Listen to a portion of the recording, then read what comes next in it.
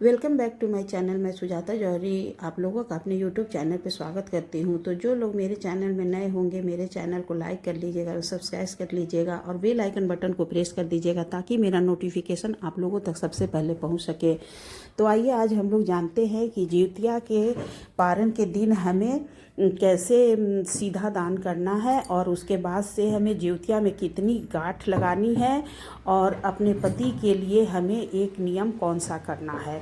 तो देखिए जिउतिया जीवित पुत्रिका साल 2025 में 14 सितंबर दिन रविवार को पड़ रहा है और 15 सितंबर को हमें पारण करना है। तो 15 सितंबर को देखिए 14 को तो सब लोग व्रत कर लेंगे, उसके बाद 15 तारीख को सुबह में हमें जब सो करके उठना है तो उसके बाद से हमें क्या करना है, सबसे पहले हमें पूजा कर लेना है और पूजा करने के बाद से हमें सीधा दान करना है। तो सीधा दान करने के बाद हमें पारण करना है। तो सीधा दान करने के लिए देखिए हमें किन किन चीज़ों की दान करनी ज़रूरी होती है।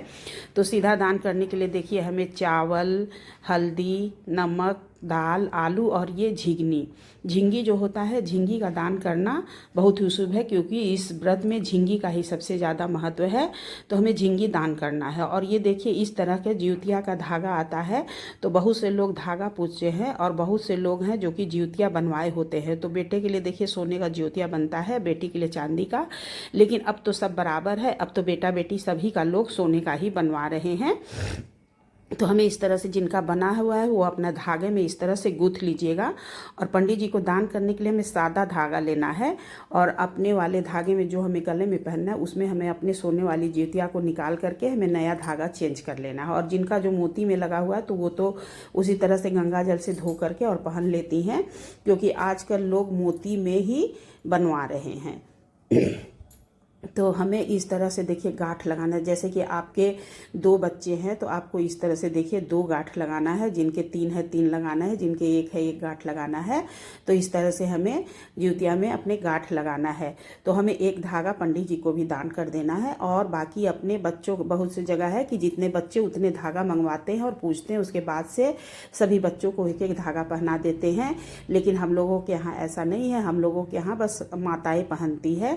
तो सुबह में पूजा करने के बाद से और जो ये फल प्रसाद है वो चिल्हो सियारिन सबको देने के बाद जितबंधन बाबा को, और तब फिर हम लोग इस धागे को पूजा करके और फिर उसके बाद सुबह में हम लोग इसे गले में पहन लेते हैं। तो देखिए पहनने के लिए हमें कैसे पहनना होता है इस तरह से। और देखिए एक चीज़ और, जिनकी सासू माँ नहीं है उनके लिए ये नियम है कि जिनकी सासू माँ नहीं है उन्हें क्या करना है कि जैसे कि उनके पतिदेव हैं, उनकी जिउतिया है, तो इस तरह से एक गांठ लगाना है और उस धागे को अपने पतिदेव के गले में पहना देनी है।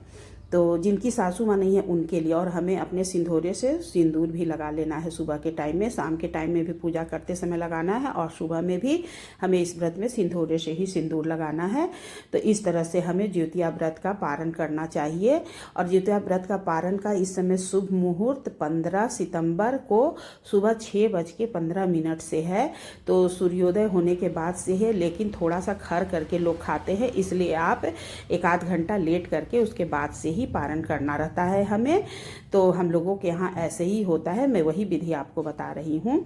तो हम लोग थोड़ा सा लेट करके खाते, जैसे 6:15 से 7-8 बजे तक का टाइम है तो हम लोग मतलब 8 बजे तक में कर लेंगे पारण। तो जैसे कि दूध से जो चना और मटर होता है उसे घोट लेते हैं और उसके बाद से हमें अपने पतिदेव को प्रणाम करना है। फिर हमारे से जो बड़े घर में है, जैसे हमारी जेठानी है, सासू माँ है या फिर ससुर जी हैं, तो सभी बड़ों को प्रणाम कर लेना है। उसके बाद हमें पारण करना है।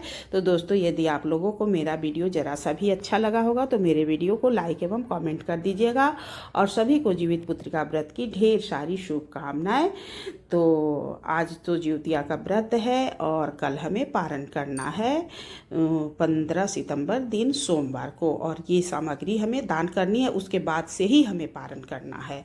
तो इस तरह से हम लोगों के यहाँ होता है। आप लोगों के यहाँ कैसे होता है हमें कमेंट करके ज़रूर से बताइएगा।